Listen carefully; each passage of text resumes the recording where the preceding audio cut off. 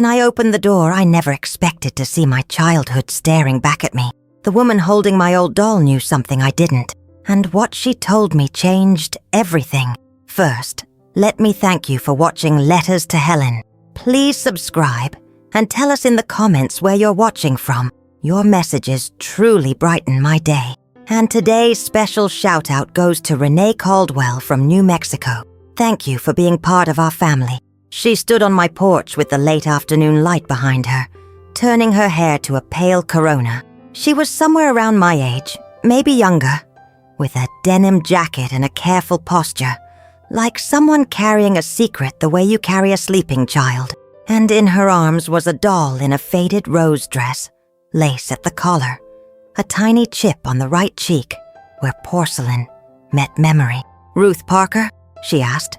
"Yes," I said, though my voice came out as a thread. "That's me." She offered the doll as if returning a folded flag. "My name is Sylvia," she said. "She belongs to you." My hands moved before my head caught up. The cotton of the doll's dress was fragile, the kind of thin that remembers 1,000 washings. The ribbon in her hair, once a shade of summer lemonade, had browned with time. I knew the chip on her cheek, the way the right eye closed slightly slower than the left. I knew the seam at the back of her neck, a seam my mother reinforced one winter with blue thread. I knew all of it, like you know your own signature, but I hadn't seen this doll in decades. I never expected to see her again, much less cradled by a stranger on my front step in Savannah. "Where did you—" I began. "May I come in?" Sylvia asked. I stepped aside. The old boards groaned, the way they always do when someone new learns my house's language. I made tea because that's what I do when I don't understand something. The kettle shrieked, and the sound tugged at my nerves like a violin string pulled too tight. We sat at the kitchen table. My late husband, Walter, had built it himself, sanding the edges until there were no corners to catch your hip on. For a long beat, the only sound was the spoon touching my cup. Sylvia never reached for hers. "I found the doll at an estate sale," she said finally. "But the name written inside isn't the name of the family who owned the house." She paused. "The name is yours." I stared at her. My mouth formed an ungraceful little O.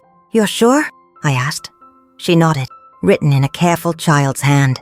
Ruth Ann Parker. And the year." "What year?"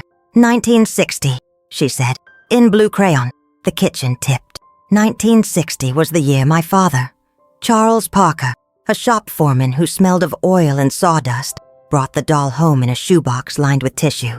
It was also the year my mother, Opal, who wore her hair in a country singer's beehive, sewed 3 tiny dresses for the doll and warned me that porcelain has a memory of its own, that it remembers every hand that holds it.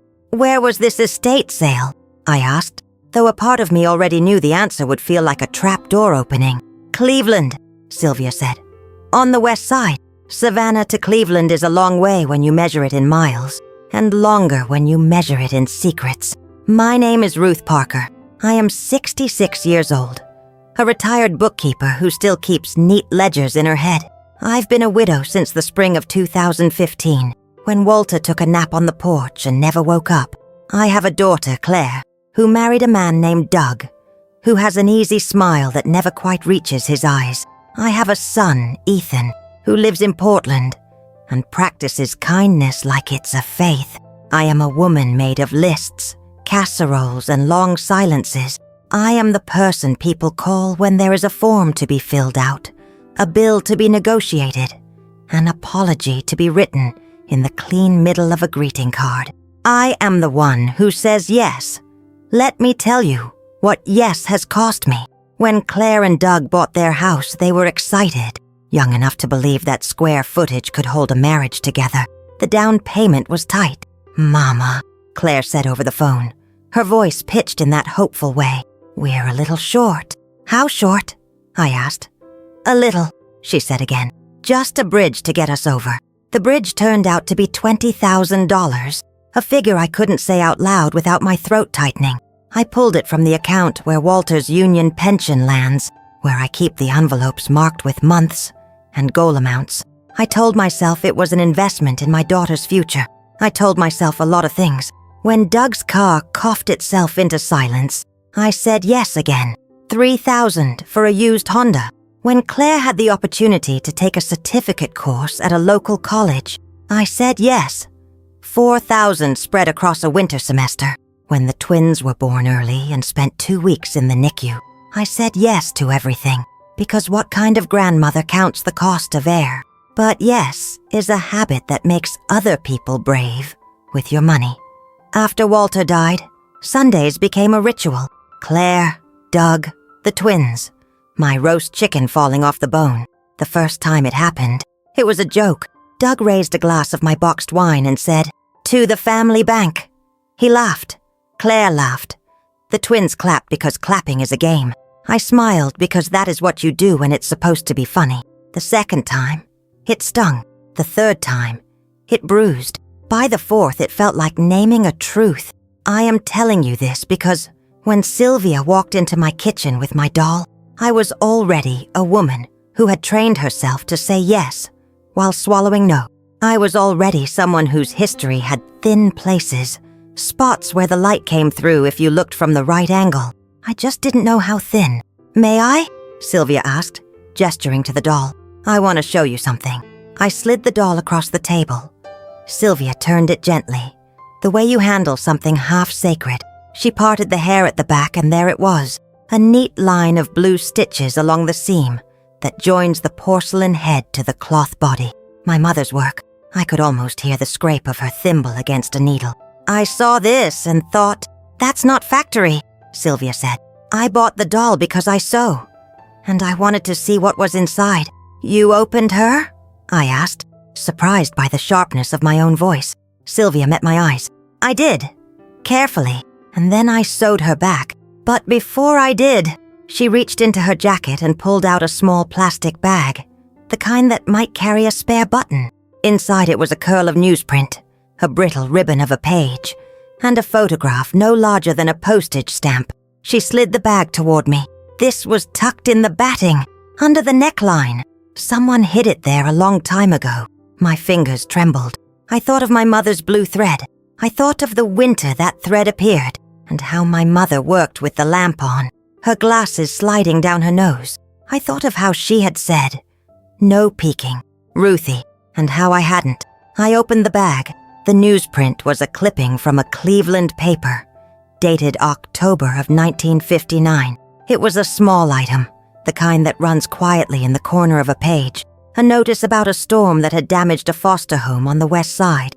"No one hurt," the clipping said, but the children had been temporarily placed with volunteers from local churches.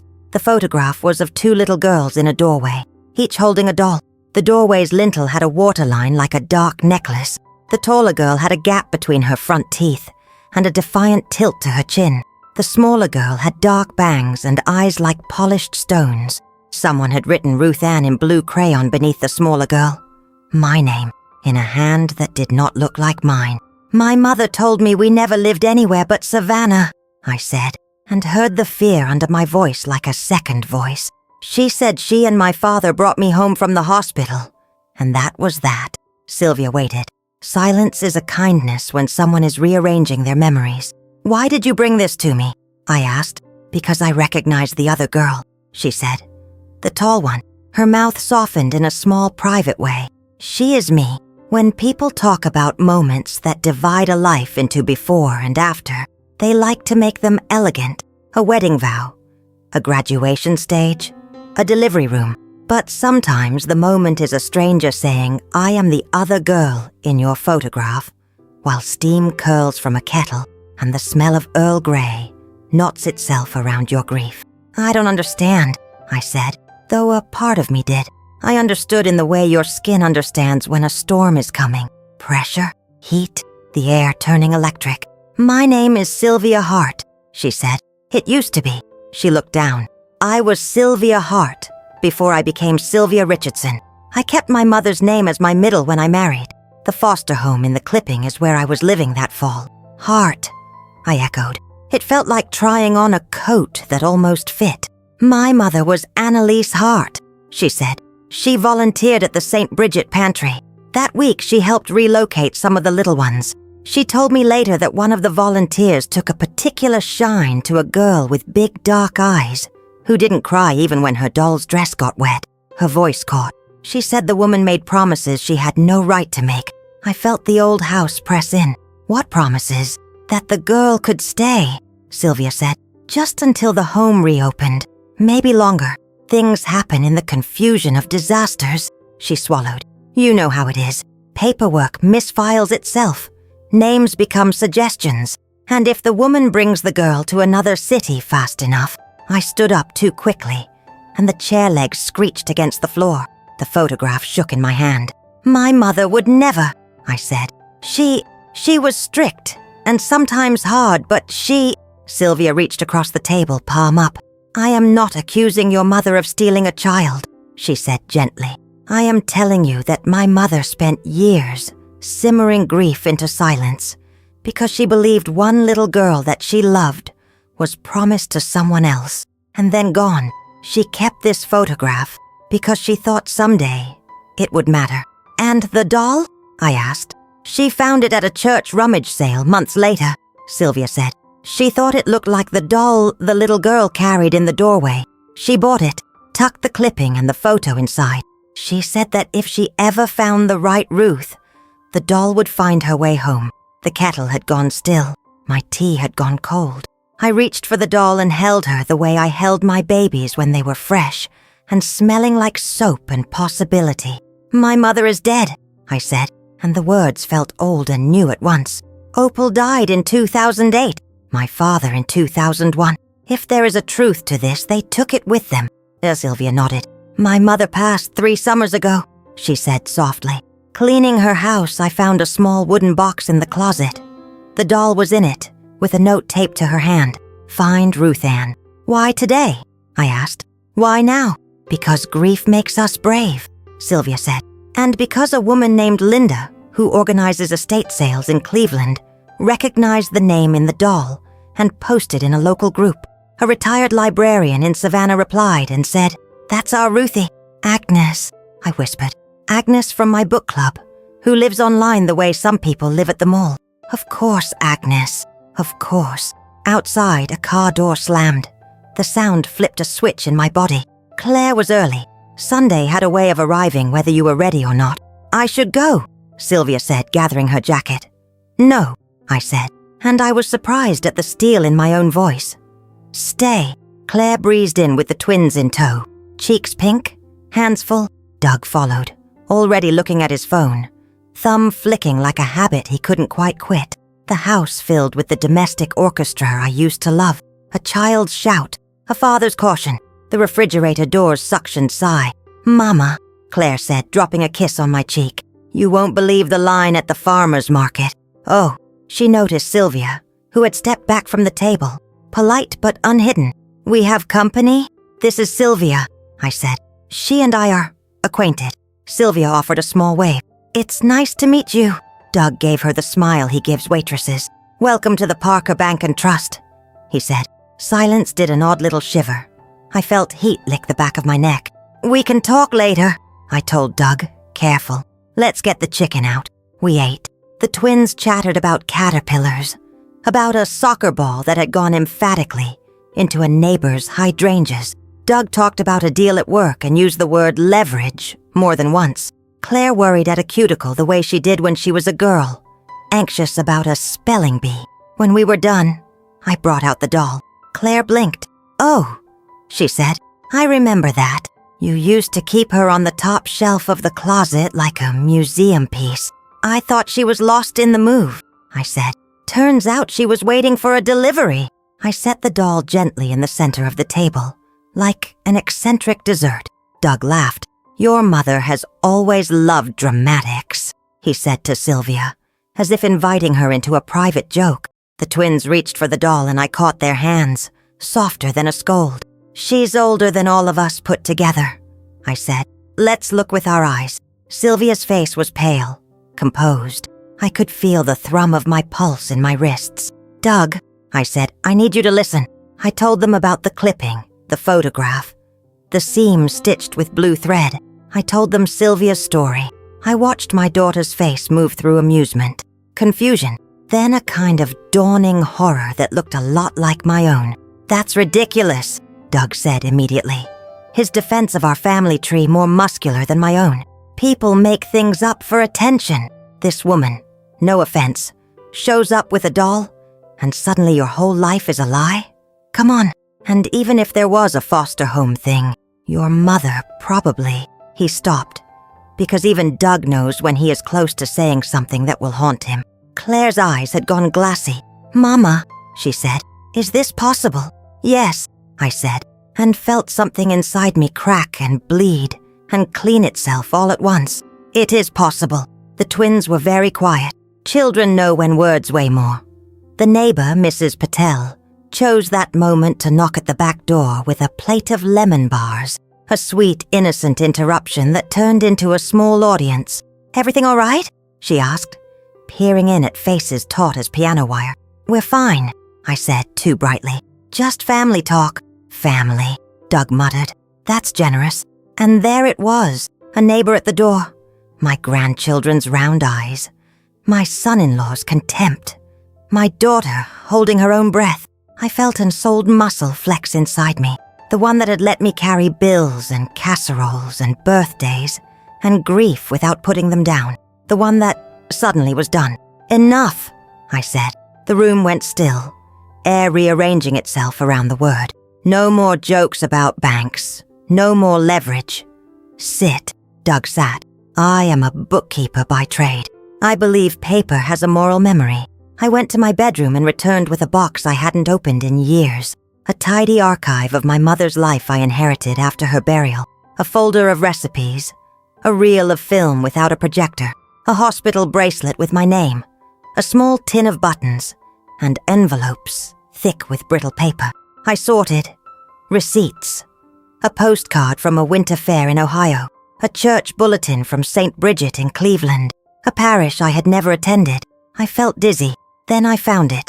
A letter on onion skin paper. The top eaten by rust from a paperclip long gone. The date was December of 1960. The address at the top belonged to a woman named Sister Marianne, who wrote in tight blue loops. The letter thanked Opal Parker for her generous donation to the St. Bridget Children's Relief Fund, and promised to send a receipt once their records were no longer waterlogged. Underneath, a second letter, dated spring of 1961, on the letterhead of a Savannah attorney, who watched over wills like a dragon. The letter was short. "As discussed, your adoption petition requires no court appearance given the emergency placement. Please file the attached with the city clerk." Emergency placement. 2 words that make a mother. The room had that feeling of a storm's eye. Calm. Then a pressure drop so violent the body thinks it might break. Claire was the one who reached for my hand. "Mama," she whispered.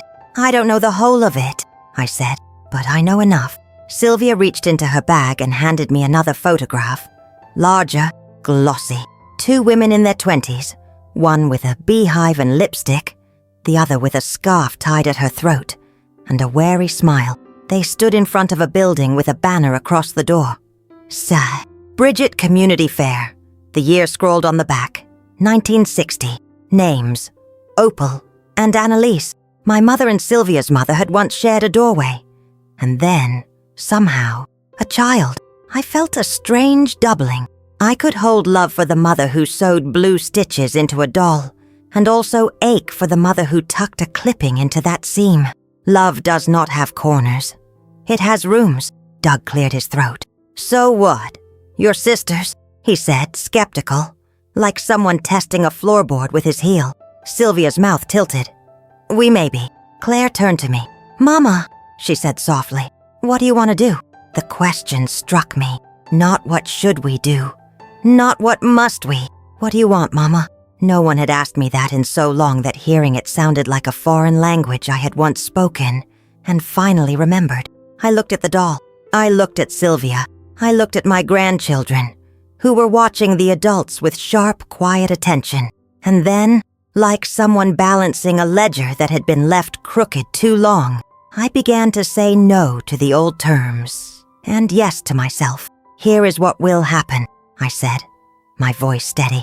"We will do a DNA kit, Sylvia and I. Not because I doubt you, but because paper prefers certainty.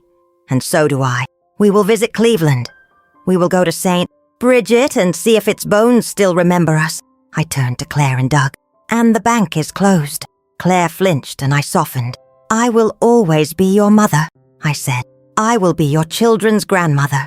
That does not mean I will be your lender of last resort. The down payment was a gift I gave with love, but it does not make me a service. The car was a gift. The certificate course was a gift. The monthly transfers that were supposed to be temporary, 400 here, 600 there, have become a habit. Habits can be changed. Doug sat back, the way a man does when he's misjudged the furniture. We're not taking advantage, he said. You have been, I said, and felt the gentleness in the truth. Maybe not maliciously, but you have. Starting this month, the automatic transfers stop. I felt the muscle in my jaw unclench. A small miracle. If you need help in an emergency, we will talk. One conversation at a time. No jokes about banks.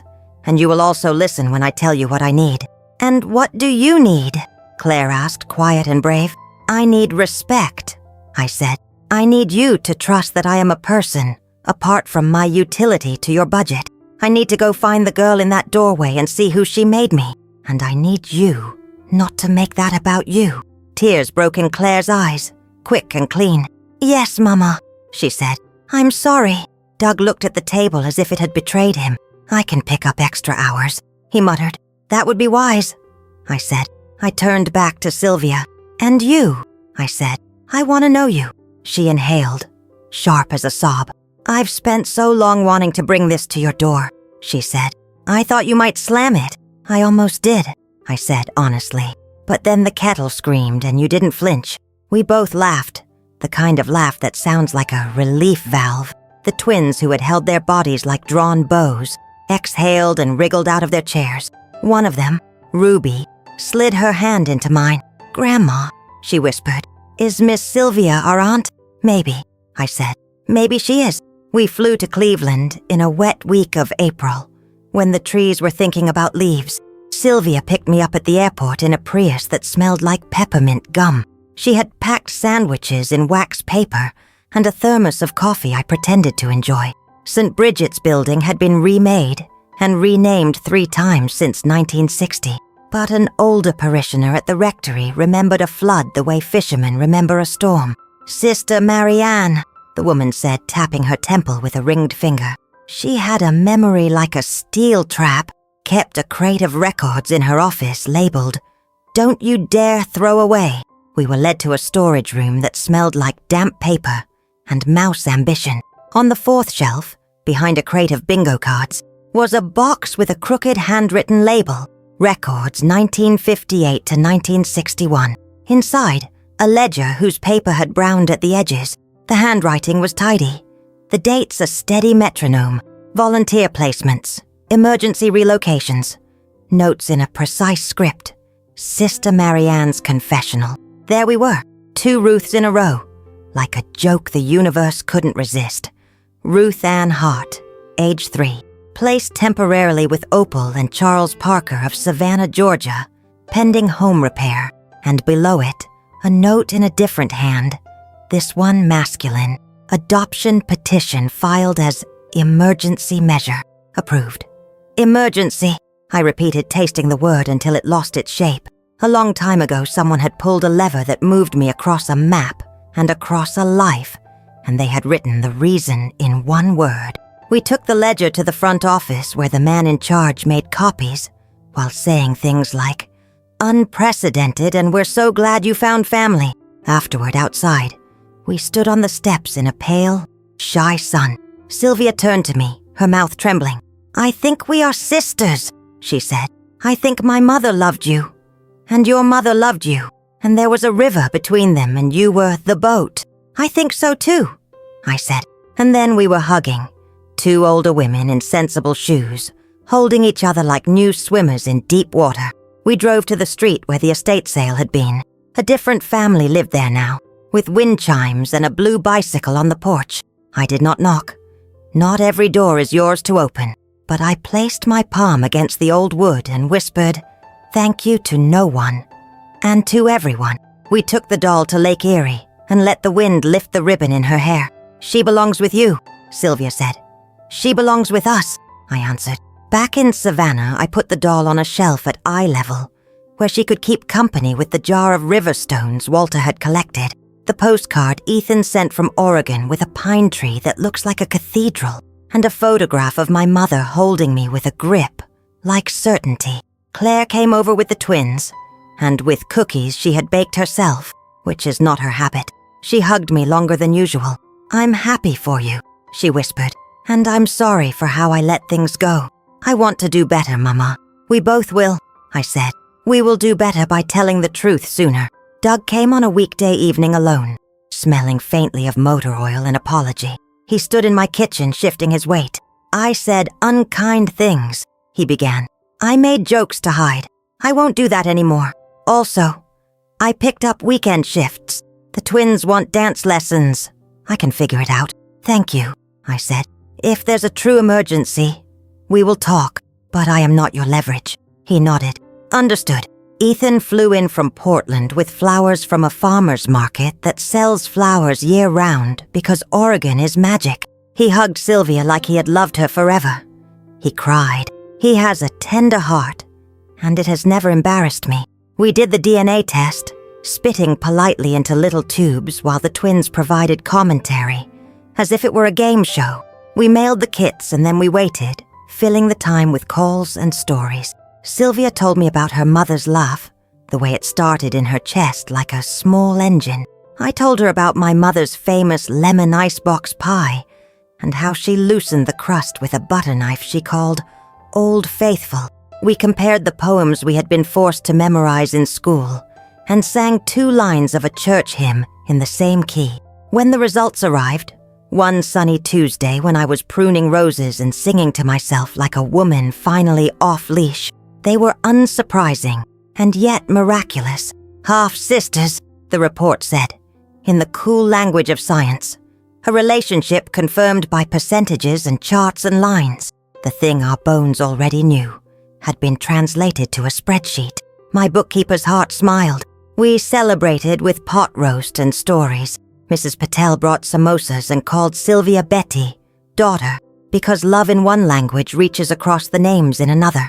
The twins hung a banner they had painted in tempera, "Welcome Aunt Sylvia," which made Sylvia cry and dab her eyes with my good napkin in a way that would have horrified my mother and delighted her too.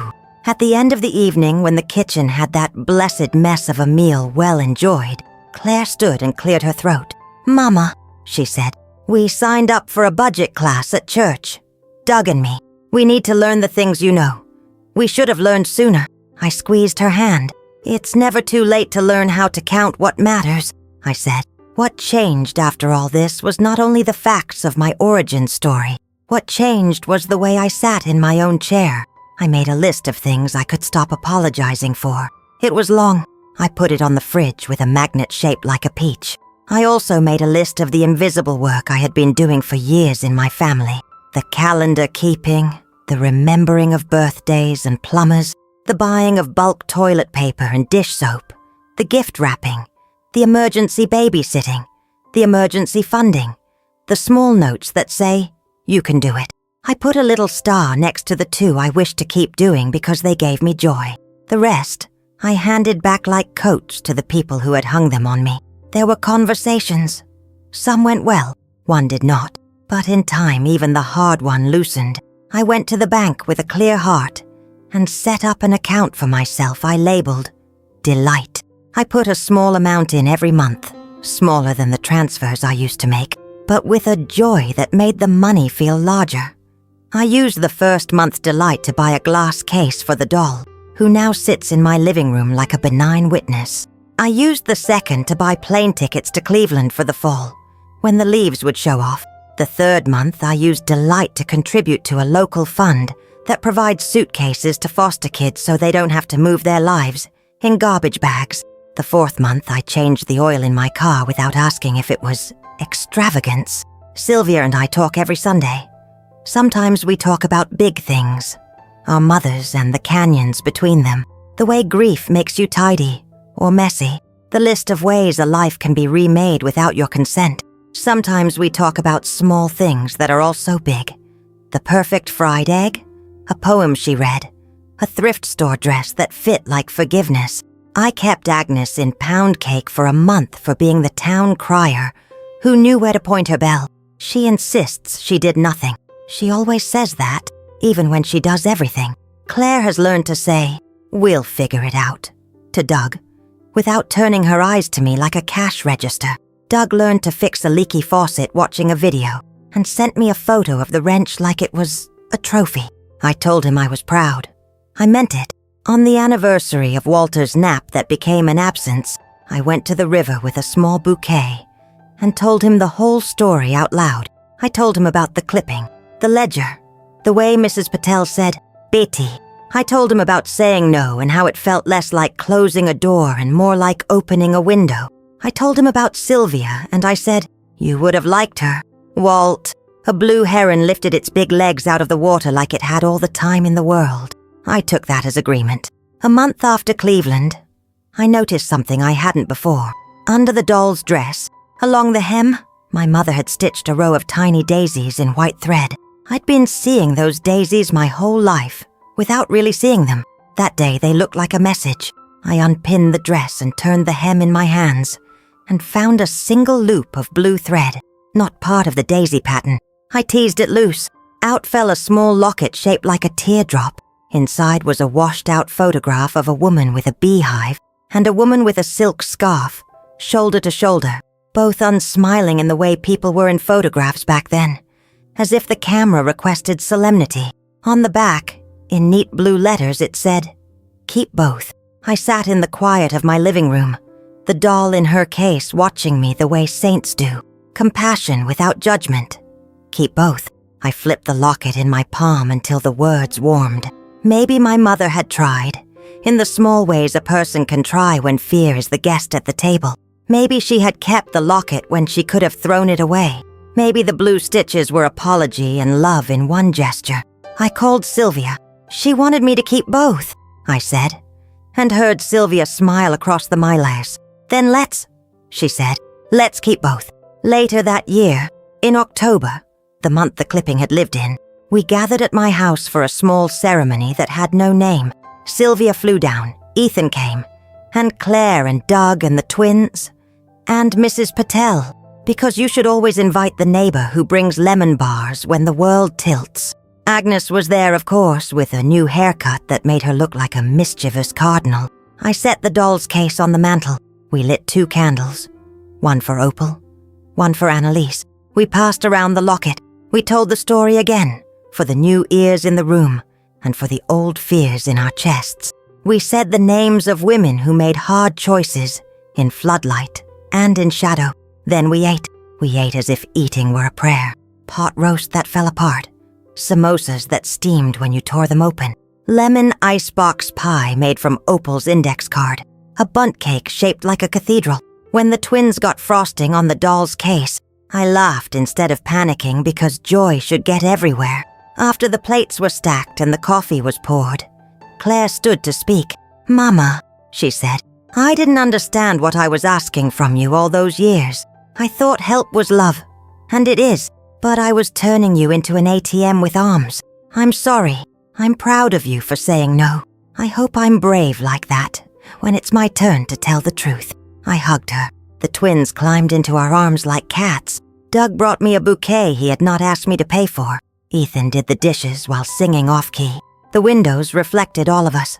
A room full of people stitched together by blue thread and stubborn hope. I went to bed that night with the odd sensation that my life had clicked into a track it had always meant to travel. I dreamed of water that did not rise, and of 2 women on a church step, not enemies but co-guardians of a girl who would grow up to tell a story into a camera and call strangers friends. When I opened the door, I never expected to see my childhood staring back at me. The woman holding my old doll knew something I didn't. She knew that the story I had been told about myself, the one with the clean edges and the tidy dates, was missing its most important page. She knew that family is not always a straight line. Sometimes it is a braid, sometimes a knot, sometimes a lace hem, with a secret stitched inside. What changed everything was not only discovering that I had a sister, it was realizing that I could love the woman who raised me and honor the woman who longed for me without splitting myself in two. It was discovering that saying no to being used is not a betrayal, but a form of respect for the people you love. It was putting a doll in a glass case and, in doing so, taking myself out of one. And if you are listening to me now, if you are the kind of person who says yes until you are empty and then apologizes for not having more, let me be the voice that gives you permission to put down what is not yours to carry. Some bridges should not be paid for by a single person.